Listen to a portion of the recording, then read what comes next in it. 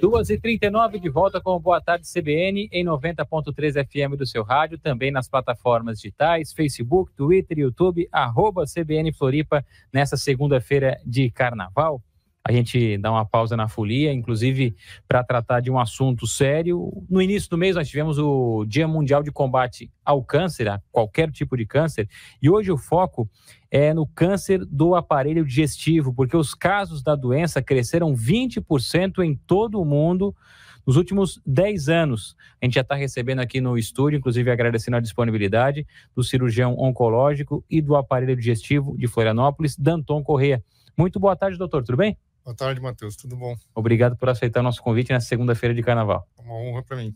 Vamos lá, então.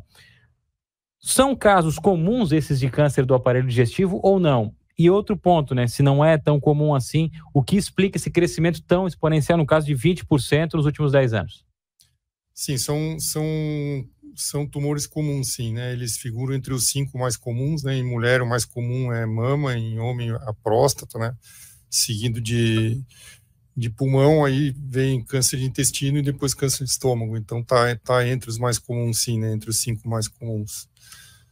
E o que está apresentando nesse momento um crescimento tão grande da doença?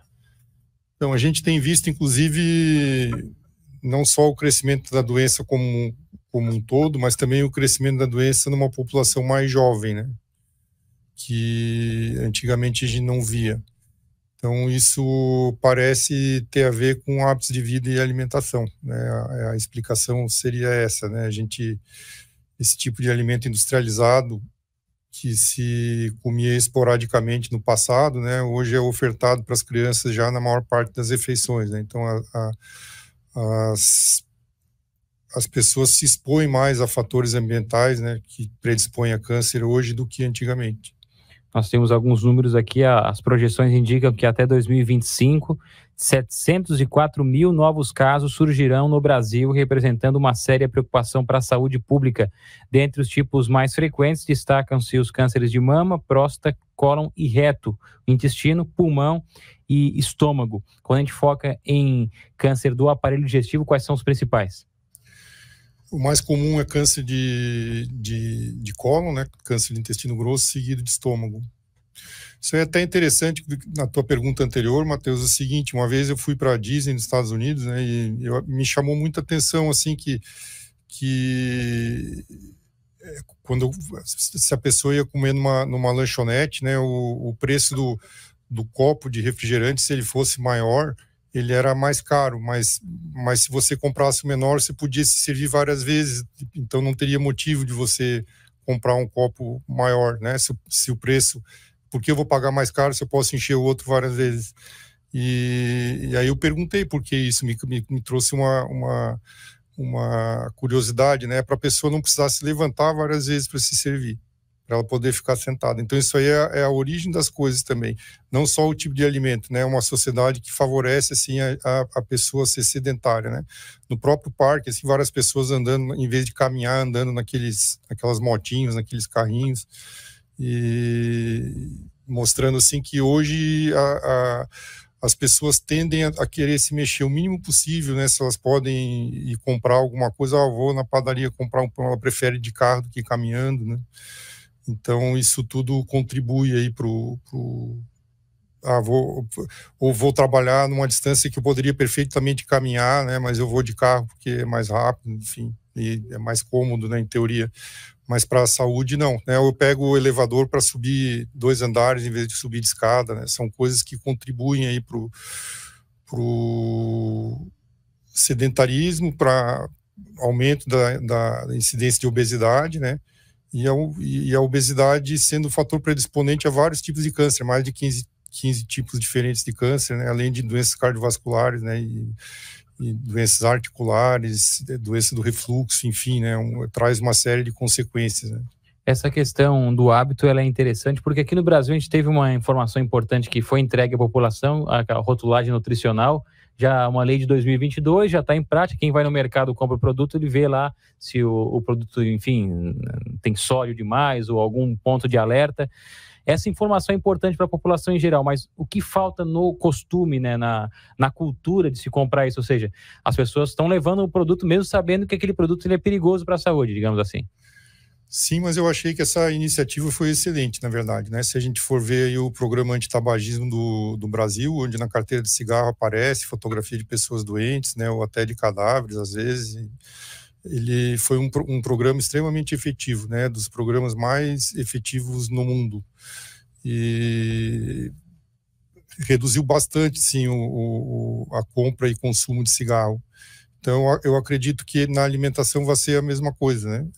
Esses dias eu mesmo eu estava na lanchonete do hospital, fui comprar estava com fome, não tinha nada melhor para comer, tinha um biscoito ali, quando eu peguei aquela caixinha, estava escrito assim, esse alimento ele tem alto teor de gordura saturada e açúcares. Eu já não comprei mais, não. Aquilo ali foi, né, me deu a lembrança, eu já sabia, mas a gente na hora da fome, a gente acaba... Exato. Mas aí eu deixei de comprar e levar. Então, eu acho que é importante isso, de ter no rótulo, sim. Agora, voltando aos cânceres no aparelho digestivo, os principais sintomas que aparecem, né, exemplificando com base em cada tipo, mas quais são os principais sintomas? Então, se a gente for falar de estômago, né, o câncer de estômago, ele na fase inicial, ele praticamente não tem sintoma nenhum, ou pode ter sintomas parecidos com uma gastrite, né, então um desconforto na região do estômago. Azia, queimação? Pode ser também. Né, isso numa fase inicial. Em fases mais avançadas da doença, a pessoa perde peso, né, tem dificuldade de ingerir alimentos, pode vomitar, inclusive vomitar com sangue, né, ou sentir que o alimento tem dificuldade de passar. Isso são sintomas de casos mais avançados. Né? No caso do intestino também, é uma mudança no hábito do intestino, pode ser tanto para diarreia quanto para constipação, né? Mas a pessoa pode ter sangramento nas fezes, mudança no calibre das fezes. Então, esses também são sintomas que podem aparecer em outras doenças, que não é câncer, né? Então, como que a gente deve se preocupar com isso ou não? Basicamente em relação à idade da pessoa, né? Isso aí, se uma pessoa de 20 anos apresenta sintomas assim, provavelmente não é. Agora, se é uma pessoa de 50 anos para cima, né, são sintomas que têm que ser investigados. Nós temos aqui, inclusive, detalhes, né, sobre os tipos de câncer e os fatores de risco. Quando a gente fala em câncer do aparelho digestivo, além da questão da alimentação inadequada, né, os produtos industrializados, tem outros fatores, consumo de álcool, cigarro também pode estar associado? Sim, álcool e cigarro, né, interferem diretamente aí na incidência de tumores do aparelho digestivo, né? Porque são substâncias lesivas que daí entram em contato direto ali com a mucosa, né, do tubo digestivo, né? Então isso sim predispõe bastante. E a hereditariedade? A hereditariedade está presente em torno de 15% dos casos, né? Então, assim, a maior parte são os casos que a gente chama esporádicos, que não tem a ver com nenhum defeito genético herdado. Mas em torno de 15% das vezes o paciente herda, assim, um defeito genético e aí a doença se manifesta numa idade mais precoce mesmo, né? Então, essa semana eu vi no meu consultório uma paciente com 25 anos de câncer de estômago, é uma idade rara para ter essa doença, né? Mas conversando com ela, ela tinha 2 parentes de primeiro grau que tinham câncer de mama, né? Tem uma síndrome hereditária, né? Que tem uma mutação num gene que chama CDH1, que predispõe a câncer de mama e de estômago, né? Então surgem os dois. Então, no caso, ela não tinha história familiar de câncer de estômago, tinha de mama, mas a mutação no mesmo gene provoca as duas doenças, né? Então, ali no caso dela, né, ela vai precisar fazer o teste para ver se tem essa mutação, né, para ela poder receber aconselhamento genético em relação aos outros membros da família, né? 2h48. Estamos conversando com o Dr. Danton Corrêa, que é cirurgião oncológico e do aparelho digestivo aqui em Florianópolis. No começo do mês nós tivemos o Dia Mundial do Câncer e hoje estamos falando especificamente dos cânceres do aparelho digestivo. Ainda sobre essa ligação de um tipo com o outro, quem desenvolve, por exemplo, o câncer de estômago tem predisposição a desenvolver outro do aparelho digestivo também? O contrário vale também, por exemplo, do aparelho digestivo, no caso do intestino para o estômago, há também uma relação? Então, aumenta um pouco, sim, a predisposição, mas não é comum a gente ver... eu tive um paciente que teve câncer de estômago e de intestino, né? Eu não vejo isso com frequência. Mas, sim, os fatores de risco são parecidos, né? Pode acontecer, sim. E sobre o tratamento, ele vai variar conforme o andamento da doença, o estágio, o tipo de câncer também? Quais são as opções? Então, quanto mais cedo a gente descobre, né, a doença, mais fácil é de tratar, né? Até esse dia 4 de fevereiro, aí, que foi o Dia Internacional do Câncer, era para chamar a atenção disso, né? A programas de screening, né? Programas de rastreamento de tumores em populações de risco, né? Então, muita gente sabe que tem programas para prevenção de câncer de mama, programas para prevenção de câncer de próstata, para câncer de intestino. A pessoa vê, né, fevereiro verde, março azul, enfim. Agora tem o fevereiro roxo, no caso da leucemia. Exato. Mas, às vezes, ela tem dificuldade de ter acesso, né, ao exame. Então, colonoscopia, por exemplo, né, um exame que é feito para prevenção do câncer de intestino e que ele é feito por médico. Então, é um exame mais difícil de marcar. Exames que são realizados por técnicos, por exemplo, vai fazer uma mamografia, é um técnico que faz o exame. Então, é mais fácil de marcar. Agora, a colonoscopia, como é um exame que ele é demorado, precisa ser realizado por um médico, a disponibilidade não é assim tão fácil. Então, às vezes, a pessoa até sabe que tem que fazer a prevenção, mas não consegue marcar. Então, isso foi uma das coisas que se chamou a atenção nesse dia 4, né? Não só de as pessoas tomarem consciência de que elas precisam fazer prevenção antes de elas sentirem alguma coisa, né? Porque quando está sentindo alguma coisa, né, já não é mais prevenção, né? Mas a grande parte da população sabe disso, só que ela não consegue chegar, né, até o momento. A própria mamografia, né, que é um exame realizado por um técnico, que em teoria deveria ser mais rápido de fazer, né? Eu tenho uma amiga minha que esses dias me pediu uma orientação, ela estava meses na fila ali para fazer o... Não, e depois o resultado ainda tem fila para resultado da autópsia, né? Ou para fazer também, né? Sim, para ver o resultado, para mostrar para o médico às vezes porque não adianta ter o resultado na mão, tem que levar para o médico também, né? Às vezes a pessoa tem uma alteração ali que vai precisar de um segundo exame, né? E até fazer esse exame, enfim, né? É um processo moroso, sim. Vamos à participação dos ouvintes, o pessoal que está mandando mensagem aqui no nosso WhatsApp, também pelo chat no YouTube. Participação do ouvinte. Oferecimento: Sindicato dos Médicos do Estado de Santa Catarina. Médico filiado é sindicato fortalecido.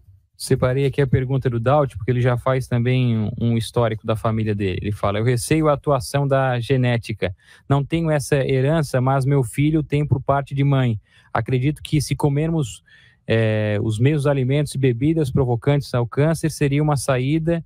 No caso, ou tem alguma bebida ou comida que realmente não podemos comer? Essa é a minha pergunta. Tem algum tipo de alimento que tem que cortar de qualquer forma? No caso do álcool e do cigarro, o cigarro tem que cortar de vez, né? E o excesso, né? Porque pode ser que uma vez ou outra a pessoa coma, mas o problema eu acho que é todo dia, né, doutor? Exato. Né, tem alimentos que sabidamente não fazem bem, né? Essas frituras em óleo em alta temperatura, né? E principalmente essas gorduras trans, isso não tem, mesmo em pequenas quantidades, né? Mesmo que seja de vez em quando, isso não faz bem mesmo. Né? Esses alimentos que são salgados em excesso, né? Que são ricos em conservantes, que conseguem ficar muito tempo fora de geladeira, né? Isso contém substâncias que são cancerígenas, sim. A gente falou aqui sobre outros tipos de câncer ali no aparelho digestivo. Tem a questão do câncer na vesícula. Esse é um pouco mais, digamos, mais difícil entre todos os outros? O câncer de vesícula ele é um câncer raro, né? Não é muito frequente, embora que, comparando com o resto da população mundial, até que no Brasil a gente tem uma incidência maior, né? Aqui no Chile. Isso parece tem a ver com a incidência também de formação de pedras na vesícula biliar, né? Dificilmente a gente vai ver um câncer de vesícula sem que a pessoa tenha pedra na vesícula. E aí o tipo de dieta que favorece, né, a formação de pedra é mais comum em determinadas regiões do globo. Nessas regiões aí que as pessoas têm mais pedras, também existe mais câncer de vesícula. O câncer de vesícula também pode se originar de pólipos de vesícula, que funcionariam igual esses pólipos que a gente vê no intestino grosso, né, que a gente busca detectar na colonoscopia. Eles podem surgir na vesícula também, e aí a gente vê isso aí através de um ultrassom. Né, pólipos que são pequenos, normalmente são de colesterol, a gente não precisa se preocupar, né? Mas se é um pólipo maior que 1 centímetro, ou se ele está crescendo de tamanho, aí a gente também tem que remover a vesícula. As pedras na vesícula, não necessariamente elas são indicação de remoção da vesícula. Se a pessoa tem sintoma em relação às pedras, ela tem dor com frequência, a vesícula já inflamou várias vezes, né? Isso tem indicação sim de ser removida. Quem tem pedras lá e nunca aconteceu nada, nunca teve sintoma, e vai depender da idade que a pessoa está, né? Por exemplo, uma pessoa de 85 anos que tem uma pedra na vesícula e nunca sentiu nada, não vai mexer nisso, né? Agora, se a pessoa é muito jovem, tem uma expectativa de vida longa, né? E a probabilidade, então, dessa pedra vir a trazer problemas é maior, aí sim é um dos fatores que a gente leva em consideração para indicar a cirurgia. Dr. Danton Correia, cirurgião oncológico e do aparelho digestivo aqui em Florianópolis. Muito obrigado pela atenção conosco. Até uma próxima oportunidade. Muito obrigado, Matheus. Foi um prazer estar aqui hoje contigo. Prazer nosso.